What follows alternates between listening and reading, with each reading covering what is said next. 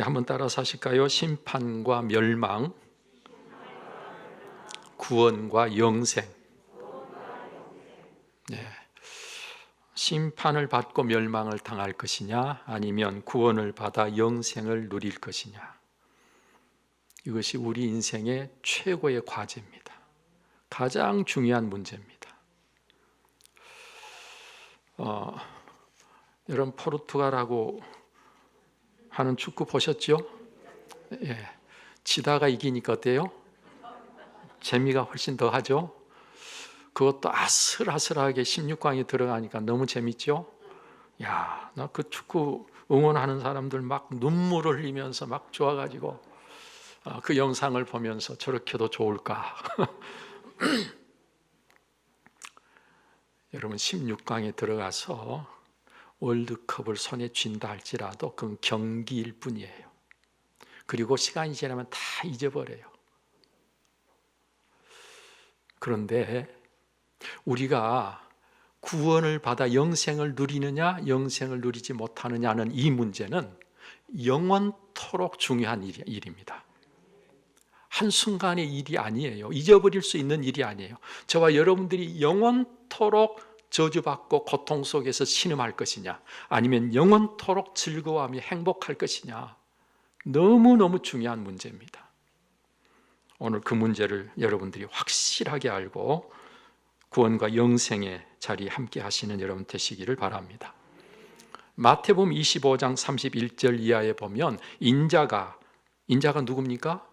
예수님이십니다. 인자가 자기 영광으로 오는 천사와 함께 올 때에, 모든 천사와 함께 올 때에 자기 영광의 보좌에 앉으시리니 모든 민족을 그 앞에 모으고 각각 구분하기를 목자가 양과 염소를 구분하는 것 같이 하여 양은 그 오른편에 염소는 왼편에 두리라 라고 말씀하시면서 그 마지막 부분 결론에 이렇게 기록하고 있습니다. 그들은 영벌에, 의인들은 영생에 들어가리라.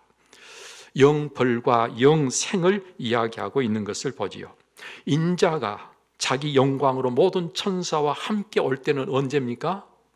예수님이 이 세상에 재림하실 때, 예수님이 재림하실 때 사람들을 구분하게 된다. 오른편과 왼편으로 양과 염소로 구분하듯이 우리를 구분하시게 된다. 그래서 한쪽은 영벌로, 한쪽은 영생으로 들어가게 하신다. 예수님께서 처음 오신 초림, 맨 처음 오신 초림은 구원을 위해서 오셨고요.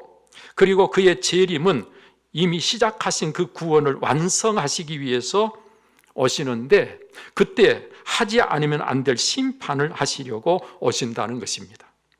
하나님의 구원이 이루어지는 그 구원은 한편으로는 구원받지 못한 자들에게는 심판이 된다는 거예요. 그래서 다시 오실 주님은 구원을 완성하러 오시지만 다시 오실 그 주님은 또한 심판의 주님으로 오신다는 거예요.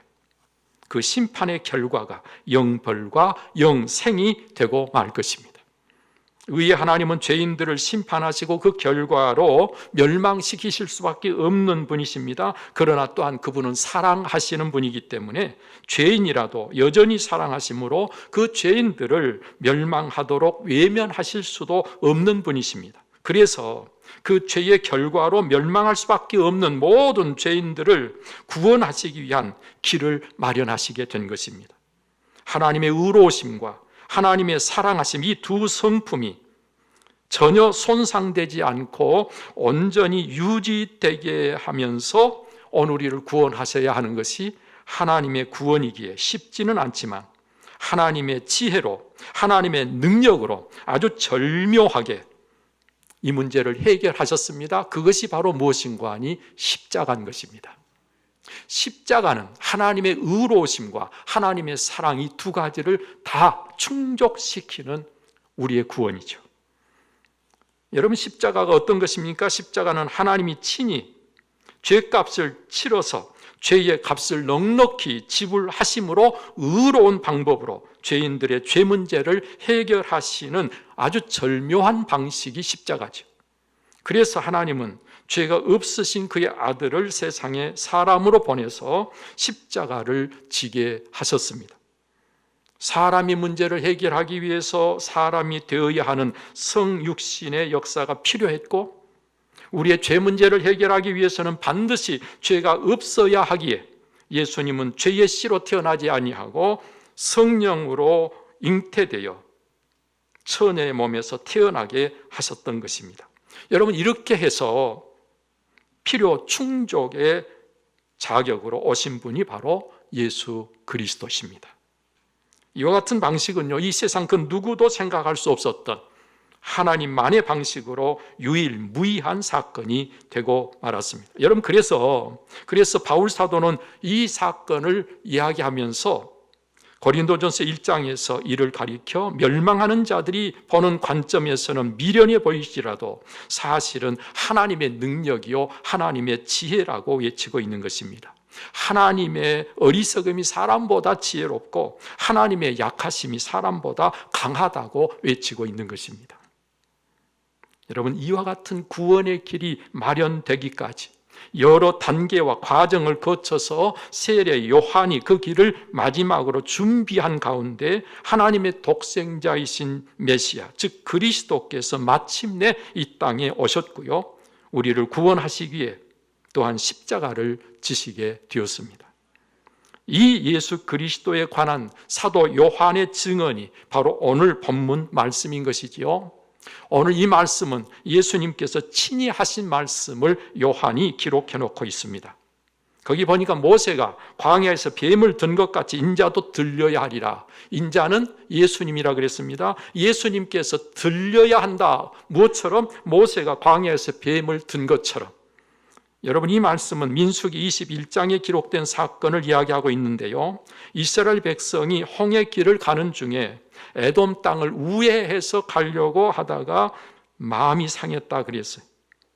여러분, 이스라엘 백성들이 마음이 상한 까닭에 모세와 하나님을 향해서 원망했고 그 원망한 일로 징계를 받습니다. 어떤 징계를 받게 되는 거 아니? 하나님께서 불뱀을 보내서 이스라엘 백성들을 물게 함으로 많은 사람이 죽게 되었다 그랬습니다. 바로 그때 사람들이 죽어가는 것을 보면서 이스라엘 백성들의 장로들이 모세를 찾아와서 모세에게 원망하는 죄를 우리가 범했다고 자복하고, 그리고 여호와 하나님께 우리를 위해서 기도해 달라고 부탁했습니다. 아니, 자기들이 하면 되지 왜 모세에게 부탁했을까요? 여러분, 그때는 예수님이 오셔서 우리 죄 문제를 해결하시기 전이었기 때문에 아무나 하나님께 나갈 수 없고 아무나 하나님께 기도할 수 없었어요.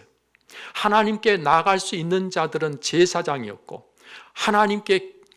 하나님께로부터 말씀을 받아서 전할 수 있는 사람은 선지자들 뿐이었어요.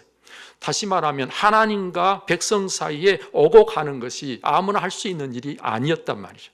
오늘 저와 여러분들은 예수님께 십자가를 지심으로 우리의 죄 문제를 해결해 주셨기 때문에 우리는 우리 스스로 하나님 앞에 기도도 할 수 있고 우리 스스로 하나님 앞에 나와서 예배드릴 수 있고 하나님을 직접 대면할 수 있지만, 죄 문제가 해결되기 전에는 하나님을 직접 대면할 수 없었어요.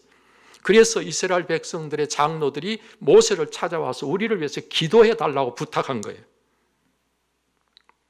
이런 형태가 아직도 천주교에는 있잖아요. 천주교는 뭐예요? 신부 찾아가서 고해성사하고 신부가 대신 대도하잖아요. 대신해서.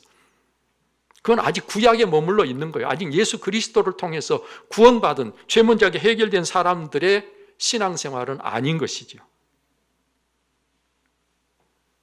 이 요청을 받은 모세가 기도합니다.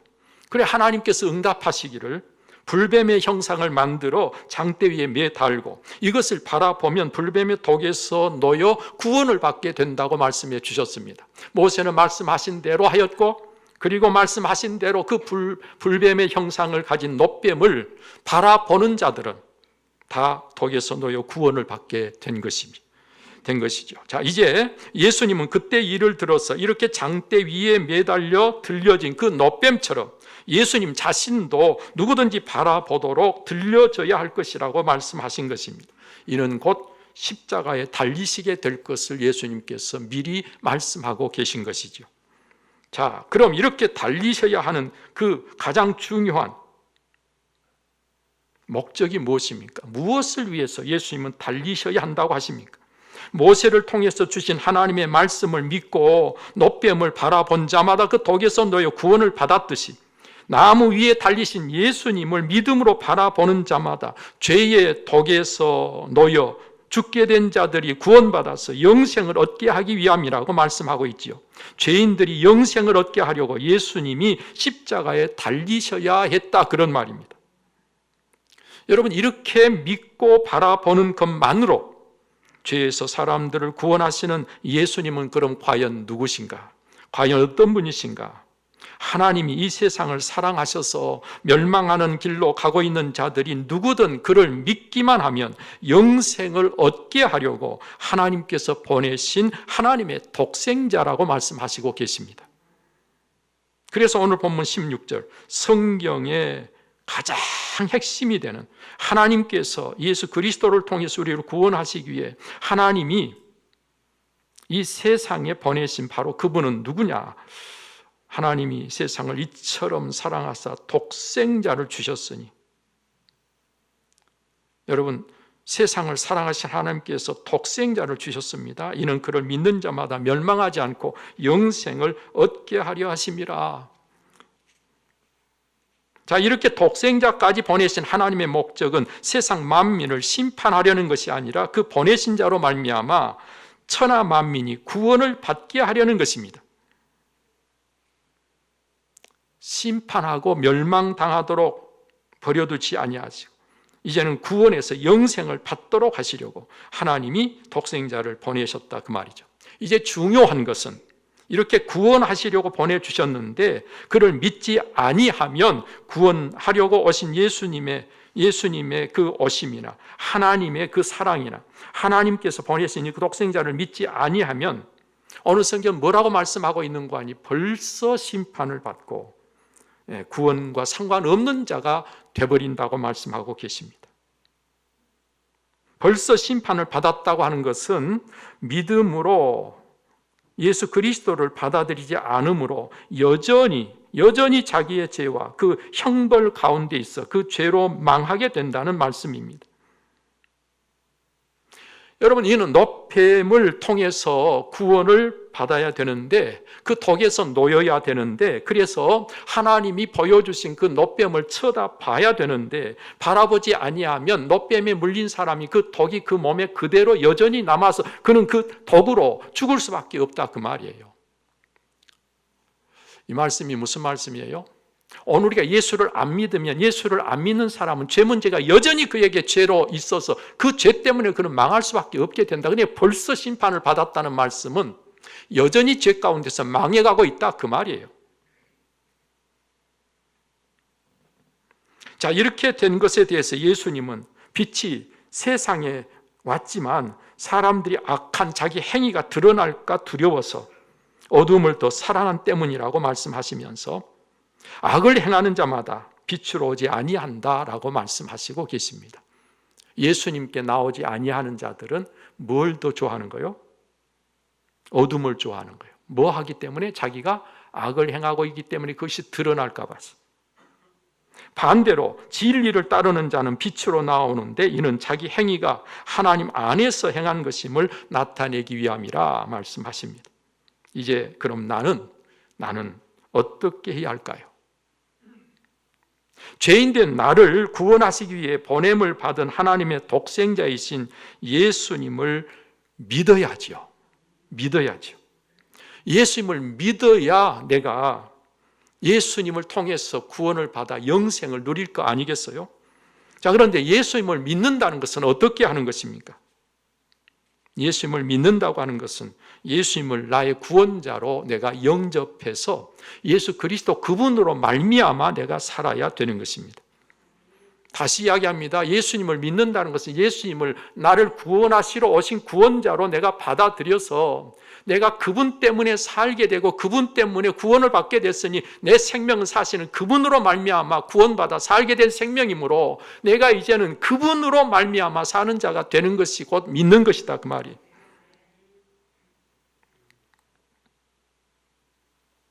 이렇게 믿어야 심판을 받지 않고 구원을 받아 영생을 누리게 되는 것입니다. 이를 위해서 빛을 미워하고 싫어하는 자들과 달리 빛이신 그분 앞에 나가야 하는 것입니다. 진리이신 그분을 따라야 하는 것입니다. 온갖 거짓과 죄악이 어둠이라면 진리와 사랑이 빛입니다.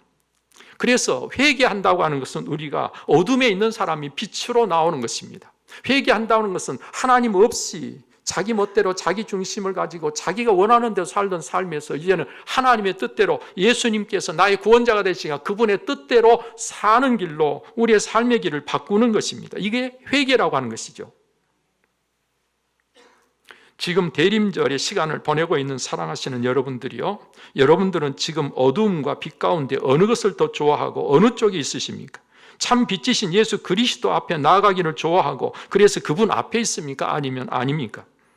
진리이신 예수님을 따르고 계십니까? 아니면 여전히 이 세상의 가치와 이 세상의 가르침과 지금까지 살아온 전통이나 습관을 더 중요시하며 내 판단과 내 의지를 따르고 계시지는 않습니까? 과연 어느 쪽입니까? 영생을 주시기 위해서 오신 예수님을 믿지 않고는 영생을 얻을 다른 방법이 그 어디에도 없는데 예수님을 정말 제대로 믿고 있는 것입니까? 사실 이 질문만큼 껄끄러운 질문도 없을 것입니다. 내가 안 믿으면 왜 이 자리에 있겠어? 당연히 믿지. 그런데 왜 자꾸 이런 질문을 하는 거야? 라고 못마땅하게 생각하실 수도 있어요. 그럼에도 불구하고 이 사실이 너무너무 중요하기에 한 해를 보내면서 특히 성탄을 앞둔 이 시점에 한 번은 이 질문 앞에 스스로 겸손히 그리고 진실되게 설 필요가 꼭 있습니다. 믿지 않고서는 영생을 얻을 수가 없기 때문이고, 영생을 얻을 수 없기에 내가 믿는다고 하는 것이 과연 성경이 말씀하시는 믿음인가? 구원받을 만한 믿음인가? 아니면 다른 믿음인데 내가 믿고 있다고 스스로 속고 있는 것은 아닌가? 내가 착각하고 있고 오해하고 있는 것은 아닌가? 정작 제대로 믿는다면 그 믿음을 어떻게 알 수 있을까? 여러분, 믿음이라고 하는 것은 우리 눈으로 볼 수 있는 것이 분명히 아닙니다만은 우리 눈으로 볼 수 없는 그 믿음을 보지 못해서 믿음이 어떻게 됐는가를 모르는 게 아니고, 믿음이 있는 사람에게는 믿음 자체는 볼 수 없지만 믿음 때문에 그 삶 속에 나타나는 현상과 증거들을 있게 됩니다. 그 증거, 그 현상이 없으면 믿음이 없는 것이고 그 현상과 증거가 있으면 믿음이 있는 것입니다. 바람이 부는 것을 볼 때 바람은 못 보지만 바람이 하는 일을 볼 수 있듯이, 우리 하나님은 안 보이시기 때문에 보지 못하지만 하나님이 하시는 일이 있으니까 하나님이 계신 것을 알 수 있듯이 오늘 우리의 믿음도 똑같은 거예요. 정말 믿음이 있으면 믿음이 있는 증거들이 삶 속에서 나타나게 돼 있습니다. 그 증거가 무엇입니까? 그 나타나야 할 것이 무엇입니까? 먼저 믿음이 있다면 구원의 기쁨이 있어야 되고 영생의 소망이 있어야 돼요. 이상할 정도로 내가 예수 그리스도를 믿으면 두려움이 사라집니다. 염려가 없어집니다. 아주 낙관적인 사람이 되고 긍정적인 사람이 되고 관용적인 사람이 되어집니다. 하나님을 기뻐함으로 환경에 매이지 않고 기뻐할 수 있어요. 하나님이 나의 하나님이 되신 것에 의해서 어떤 문제가 있든지 염려하기보다는 하나님께 기도하게 돼 있어요. 모든 것을 보는 관점이 바뀌어요. 그래서 그동안 보지 못했던 것들이 보여지기 시작합니다. 여러분, 그게 바로 내가 예수 그리스도를 믿을 때 내 삶 속에 나타나는 변화예요. 증거예요. 삭개오가 예수님 만나서 변화받을 때 그는 가진 모든 재산을 절반을 잘라서 다 가난한 사람들이 나눠주겠다 그랬어요. 누구의 것을 내가 가진 어떤 힘을 가지고 빼앗은 것이 있다면 내가 4배로 갚겠다 그랬어요. 그런 변화가, 그런 뭔가 증거가 우리의 삶 속에 나타날 때 그게 믿음이 있는 것이다 그 말이죠. 예수님을 믿는다 그러는데 아무 변화가 없어요. 교회를 나올 때나 안 나올 때나 예수 믿을 때나 안 믿을 때나 과거와 현재가 똑같아요. 그러면 증거가 없는 것이에요. 그러면 예수 믿고 있는 게 아니에요. 그 사람은 영생과 상관이 없는 사람이에요.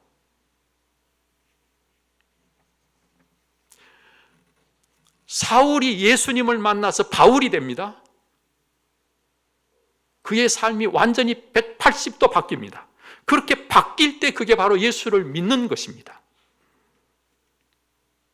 하나님을 찾게 되고 하나님을 알고 싶어하고 하나님을 의지하게 되는 것이죠.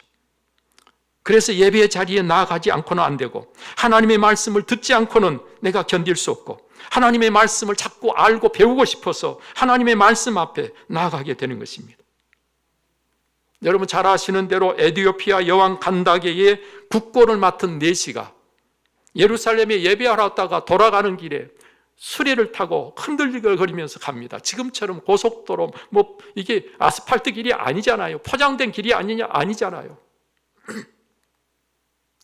그것도 수레를 타고 가는데 얼마나 흔들리겠습니까? 그 흔들리는 곳에서 그는 하나님의 말씀 이사야서를 읽고 있는 거예요.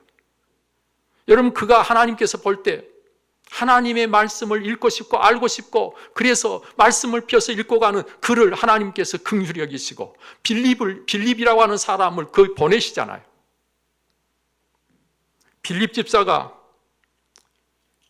가까이 나가서 그가 읽은 하나님의 말씀을 이해하고 알 수 있느냐 물었는데 알 수 없다고 이야기해서 그 말씀의 의미를 가르쳐 주었더니 그 말씀의 의미를 깨닫는 순간 내가 이제는 세례를 받아도 되겠다. 그래서 빌립 집사에게 세례를 받잖아요. 여러분 하나님의 말씀에 관심이 없는 사람은요 믿음이 없을지 모르겠어요. 전혀 믿음이 없기 때문에 그렇지 않을까 싶어요. 믿음이 있으면 그럴 수가 없어요. 왜요? 우리의 믿음은 말씀을 들어야 자꾸 믿음이 자라고 말씀을 들어야 내가 영적으로 살 수 있기 때문에 그런 거예요. 예수 그리스도를 믿으면 육의 사람이 영의 사람으로 바뀌는데 육신의 음식만 먹고 살 수가 없는 사람이 됐다 그 말이에요. 그렇잖아요. 육의 사람이 영의 사람으로 바뀌기 전에는 하나님의 말씀 안 들어도 상관이 없어요. 그런데 내가 육의 사람이 영의 사람으로 새로 거듭나면 하나님의 말씀을 안 듣고는 도무지 살 수 없는 사람이 됐다는 거예요. 하나님을 모르는 사람을 보면 불쌍한 마음이 들게 됩니다. 그래서 그들에게 하나님의 사랑을 나타냅니다. 사도행전 2장에 보면 하나님의 성령이 임하십니다. 하나님의 성령이 임하셔서 육의 사람이 영의 사람으로 바뀌는 거예요. 그렇죠? 성령이 임하여야 우리가 육의 사람이 영의 사람으로 바뀝니다. 그렇게 바뀌었더니 사람들이 어떻게 했어요? 자기 자신의 삶은 전혀 돌아보지 않고 하나님을 모르는 사람들, 예수 그리스도를 안 믿는 사람들에게 어떻게 하든지 예수 그리스도를 믿게 하고 알게 해서 그들을 어떻게 하든지 구원하고 육의 사람이 영의 사람이 되게 할 수 있을까? 그들은 자기의 생명을 바쳐서 순교하면서 예수 그리스도를 자랑하고 증거하는 사람이 되잖아요.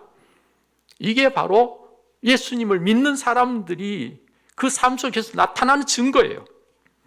무엇보다도 하나님을 기쁘시게 하고 싶고 늘 순종하고 싶어집니다. 하나님을 거역하거나 대적할 수 없는 사람이 되고 하나님의 뜻이라면 하나님의 뜻대로 행하고자 하는 사람이 되는 것입니다. 하나님의 말씀이 들려지면 아멘하게 되어 있고 주께서 원하시는 일을 하는 것이 기쁨이 되고 자랑이 되는 것입니다. 세상 일을 아무리 해도 우리의 마음이 답답하고 기쁨이 없고 자유가 없는데 하나님의 일을 하면 기쁨이 있는 거예요. 하나님의 일을 하면 뭔가 모르게 행복해지는 거예요. 바로 그 사람이 믿음이 있는 사람이고 그 반대가 믿음이 없는 사람이에요. 세상에 자기 하고 싶은 일을 할 때는 막 신나서 하고 하나님의 교회 일을 하자 그러면 이리 빼고 저리 빼고 일하는 게 가장 힘들어서 안 하려고 하는 사람은요 믿음이 없는 사람이에요.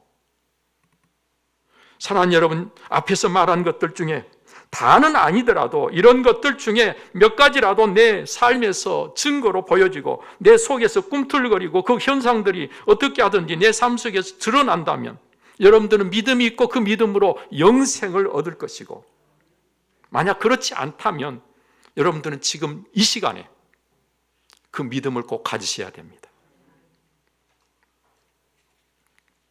이런 일은 내가 많이 노력해서 되는 게 아닙니다. 시간을 많이 가지고 교회를 오랫동안 다니면 되는 게 아닙니다. 이상하게 한순간에 이전에 내가 아닌 내가 되는 거예요. 내가 나를 생각해도 이상해. 내가 왜 이렇게 됐을까? 내가 노력한 게 아닌데 내가 그런 사람이 되는 거예요. 이 일은 나로부터 시작되는 게 아니라 하나님으로부터 시작이 되고, 하나님이 시작하셨으니 하나님이 반드시 완성하십니다. 하나님이 이루십니다. 성령께서 내게 오셔서 역사하시고 성령께서 나를 이끌어 주시는 것입니다. 여러분, 그래서 구원받는 것은 은혜요. 그래서 나를 자랑할 것이 전혀 없다고 성경은 말씀하고 있는 거예요. 마냥 내가 할 수 있는 것은 감사밖에 없는 것이죠. 예수 그리스도를 믿기는 하나, 하나님 앞에 나와서 예배드리는 이 시간이 내게 있어서는 최고로 기쁘고 행복한 시간, 정말 감사할 시간이 돼야 되는데, 이 시간 어쩔 수 없이 나와서 앉아있다면, 의무로 앉아있다면, 여러분, 지금 이 시간 그 믿음 가지고는 구원받기가 어렵다, 영생을 누리기가 어렵다. 제가 요즘 이 점을 너무너무 강조하고 있는데, 주님 오실 때가 가까워진 것 같아요. 내가 왜 이럴까? 내가 왜 이럴까? 주님 오실 때가 가까워져서 내가 이렇게 애타게 구원에 대해서, 영생에 대해서, 우리 믿음에 대해서 강조하고 있는 거 아닌가 싶어요. 저는 이 시간 여러분들이 다 이런 분들로 정말 진짜 참 믿음, 구원받을 믿음, 내 생각을 믿고 내 판단을 믿고 내 경험을 믿고 내가 생각하는 대로 사는 그런 믿음이 아니고, 나를 부인하고 내가 십자가에 죽고 내가 새로운 피조물이 돼서 육의 사람이 아니라 영의 사람으로, 땅의 것이 좋고 친구들하고 어울리는 게 좋고 늘 이 세상 것들이 좋았는데 그런 것들은 점점 이상하게 재미가 없고 의미가 없고, 내가 하나님의 말씀을 듣고 하나님의 뜻대로 사는 것이 자꾸 재밌어지고 이게 좋아지고 이게 행복이고 이게 내 삶 속에 자꾸 내 삶의 비중을 차지해 가는 그런 삶을 나도 모르게 살아가고 있다면 그 사람은 진짜 믿음이 있는 거예요. 구원받을 수 있는 거예요. 그 사람이 성경이 말하는 믿음을 갖고 있는 거예요. 이 시간 여러분들이 다 그런 분들이 꼭 되시기를 축복합니다. 영생을 누리지 못하면 여러분, 이 세상에 아무리 열심히 살았어도 다 헛것이에요. 솔로몬 이야기한 대로 헛되고 헛되니 헛되고 헛되도 헛되고 말아요. 아니, 그것으로 끝나면 참 다행이겠어. 그 인생은 영원히 저주받은 영벌, 벗어나지 못하는 벌을 받는 영원히 계속되는 거예요. 오늘 우리는 영생에 하나님과 함께 최고의 영광스러운 삶, 가장 영화롭고 가장 영광스러운 가장 큰 기쁨의 삶을 하나님과 함께 살게 될 것입니다. 우리는 이 두 길 중에서, 이 둘 사이에서 오늘 우리는 어느 쪽을 선택하고 갈 것인가가 오늘 저와 여러분들의 몫이에요. 저는 오늘 또 양편에, 염소편이 아니라 양편에, 영벌이 아니라 영생에 오늘 이 길을 함께 가는 여러분들이 되시기를 바라면서 오늘 이 말씀을 여러분들의 마음속에 꼭 품으시기를 바랍니다. 기도하겠습니다. 살아계셔서 역사하시는 아버지 하나님, 감사합니다. 오늘 또 이 시간 우리를 이 자리에 있게 하시고 함께 예배하며 주신 말씀을 함께 듣게 하심을 감사합니다. 오 아버지 하나님, 귀로 듣고 흘려버리는 시간이 아니라 이 말씀이 우리의 심령에 새겨지게 하시되 영벌이 아니라 영생의 길을 가기 위해서 하나님이 원하시는 진짜 믿음을 갖게 하여 주옵소서. 교회만 왔다 갔다 하며 시간을 보내는 것이 아니라 한순간이라도 오늘의 삶이 육의 삶이 아니라 영의 삶으로 바뀌어져서 내가 나를 생각해도 신기하고 놀랍고, 그래서 하나님 앞에 나와서 예배드리는 이 시간이 그 어떤 시간보다도 중요하고 가치 있고 행복한 시간들 꼭 되게 해 주옵소서. 주님 오실 날이 정말 가까웠음을 우리가 꼭 기억하며 주님 오실 그날에 심판의 대상이 아니라 구원의 대상이 꼭 되게 해 주옵소서. 이 모든 것 우리 주 예수 그리스도로 기도하옵나이다. 아멘.